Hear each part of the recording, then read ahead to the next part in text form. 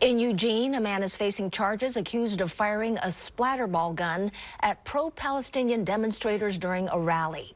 Police say about 200 people gathered for the march yesterday. Investigators say that Jonathan Wisby stopped his pickup truck and blocked the crowd. Then he began arguing with demonstrators, and police say one protester slashed Wisby's tires. He then allegedly responded by firing a splatterball gun into the crowd. A splatterball gun fires water gel beads.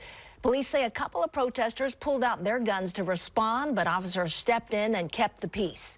Officers arrested Wisby, and he's now facing several charges, including disorderly conduct.